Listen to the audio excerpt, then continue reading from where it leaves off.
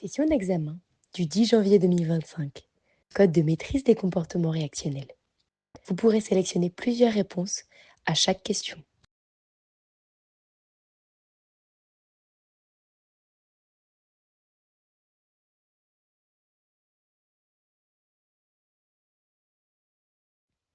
Face à l'agressivité verbale de cette personne, comment réagissez-vous? A. Vous criez plus fort qu'elle et vous contredisez ses propos. B. Vous posez votre main sur elle en lui disant de se calmer. C. Vous utilisez une voix calme et vous lui demandez ce qui lui arrive. D. Vous validez l'émotion qu'elle ressent. Lors d'une situation d'agressivité verbale ou physique, il faut rester calme, parler calmement, valider ce que peut ressentir la personne et lui demander ce qui lui arrive.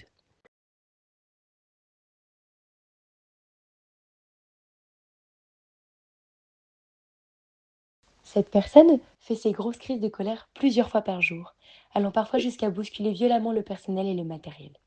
Quel diagnostic principal cela vous évoque-t-il? A. Une dépression. B. Un comportement réactionnel de type déambulatoire. C. Une démence vasculaire. D. Un comportement réactionnel de type agressif.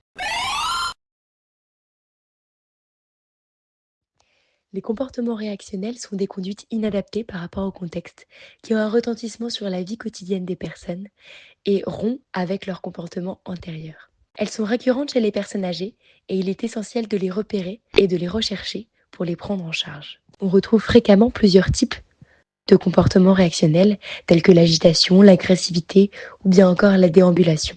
Quelle solution est classiquement le plus envisagée pour prendre en soin l'agressivité chez la personne âgée? A. Une tisane apaisante. B. Une consultation avec une psychologue. C. Une mise en place d'un traitement médical. D. Un isolement en chambre. Et vous, ça vous arrive souvent de vous mettre en colère sans raison? Essayons de changer de regard sur la situation. Quel élément, autre raison, pourrait être à l'origine de cette agressivité? A. Elle souffre de douleur. B. Une personne s'est approchée d'elle brusquement. C. Elle ne sait plus où elle est en lien avec sa pathologie d'Alzheimer. D. On lui propose une nouvelle activité alors qu'elle n'a pas encore fini la précédente. E. Sa dépression génère chez elle de l'irritabilité. F. Ses lunettes sont sales et elle ne reconnaît pas la personne qui lui parle. G. L'irritabilité est un des effets secondaires de son traitement. Toutes ces hypothèses sont à explorer et questionner. Les facteurs physiologiques peuvent inclure entre autres les douleurs, les infections urinaires, les troubles du système digestif ou encore la déshydratation. Ces derniers peuvent causer de l'inconfort pour la personne et ainsi amener à des comportements agressifs réactionnels. Il est donc important d'être bien renseigné sur les constantes de la personne et être à l'écoute de ses plaintes. L'envahissement territorial. L'envahissement territorial est le fait d'empiéter l'espace personnel d'une personne, comme en la touchant ou en rentrant sur son lieu de vie sans y être invité. Ces comportements peuvent déclencher de l'agressivité. Un environnement surstimulant ou un manque de repères dans l'environnement peuvent également entraîner ces réactions. Les facteurs neurologiques incluent des maladies telles que Parkinson, Alzheimer, la démence à corps de Lévy ou encore la démence vasculaire. Ces pathologies peuvent entraîner des difficultés à comprendre son environnement, à se faire comprendre et donc à exprimer un besoin ou une douleur. Cela peut entraîner un comportement réactionnel. Les facteurs cognitifs comprennent divers troubles tels que les troubles de la mémoire, sémantiques ou épisodiques, des troubles de l'attention soutenue, divisée ou encore sélective, des troubles des fonctions exécutives tels que des difficultés dans l'initiation d'action, de planification, d'inhibition ou de flexibilité. Ces troubles peuvent mettre la personne en difficulté et en échec et ainsi provoquer un comportement réactionnel tel que de l'agressivité. La dépression, de manière générale, peut rendre irritable et cette irritabilité peut se transformer en agressivité. Les états confusionnels et d'autres troubles psychologiques peuvent également rendre la personne âgée agressive. Des verres de lunettes sales, parfois associés à des pathologies ophtalmologiques, peuvent gêner la personne âgée dans sa compréhension de son environnement. Elle peut par exemple ne pas reconnaître son interlocuteur, ce qui peut entraîner de l'agressivité. D'autres perturbations sensorielles, comme celle de l'audition, peuvent entraîner des réactions similaires. Pensez régulièrement à vérifier l'état des appareillages sensoriels. La prise de médicaments peut être un facteur conduisant à des comportements réactionnels. En effet, de par leurs divers effets secondaires, risques iatrogéniques ou encore leurs impacts corporels. Il est important également de prendre en compte la dissimulation possible du mal-être par cette médication. Quelles catégories de facteurs pouvant être à l'origine d'un comportement réactionnel sont à questionner? A. Les facteurs cognitifs. B. Les facteurs psychologiques. C. Les facteurs familiaux.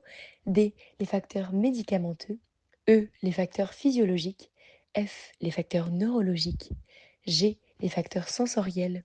H. Les facteurs environnementaux. I. Les facteurs socio-économiques. Un comportement est toujours une expression. Il veut toujours dire quelque chose. Il faut systématiquement analyser et chercher à comprendre le comportement. Mais comment faire? Quelles sont les 6 questions à se poser pour essayer de comprendre et aider les comportements réactionnels? A. Qu'est-ce que je peux mettre en place? B. Quelle contention chimique ou physique peut stabiliser la personne? C. Quelles conséquences ont eu le comportement sur la personne et son entourage? D. Qu'est-ce qui s'est passé? Description détaillée de la situation. E. Quelles sont les causes potentielles de ce comportement? F. Comment punir la personne pour ce comportement? Il existe un outil essentiel, structuré en plusieurs étapes, qui permet d'analyser le comportement réactionnel. Il s'agit de la théorie de l'enquête. Pour l'appliquer, il est nécessaire de se poser certaines questions clés. Tout d'abord, que s'est-il passé? Décrivez précisément la situation. Quand? À quelle heure? À quel moment de la journée? Où? Avec qui? Et comment ça se passe? Ensuite, interrogez-vous sur les conséquences de ce comportement. Analysez son impact sur la personne concernée, sur les autres résidents, sur le personnel, sur la famille et sur le fonctionnement de l'établissement. Ensuite, réfléchissez aux causes potentielles de ce comportement. Dressez une liste de toutes les hypothèses possibles en tenant compte des multiples facteurs qui pourraient l'expliquer, à la fois physiologiques, environnementaux, neurologiques, cognitifs, psychologiques, sensoriels et médicamenteux. Une fois cette analyse effectuée, il est important de sélectionner les 2 à 3 causes les plus probables. Enfin, trouvez des solutions adaptées aux causes identifiées précédemment. Mettez-les en place, évaluez leur efficacité et maintenez-les ou explorez une autre possibilité afin de trouver la meilleure approche adaptée à la situation. Félicitations, vous avez désormais obtenu votre code des comportements réactionnels avec le score maximal. Maintenant, il ne vous reste plus qu'à pratiquer. Pour faciliter le travail sur les comportements réactionnels, il peut être aidant de se regrouper à plusieurs pour réfléchir et analyser les comportements réactionnels. Il peut également être facilitant de contacter le psychomotricien, détective phare de ces comportements.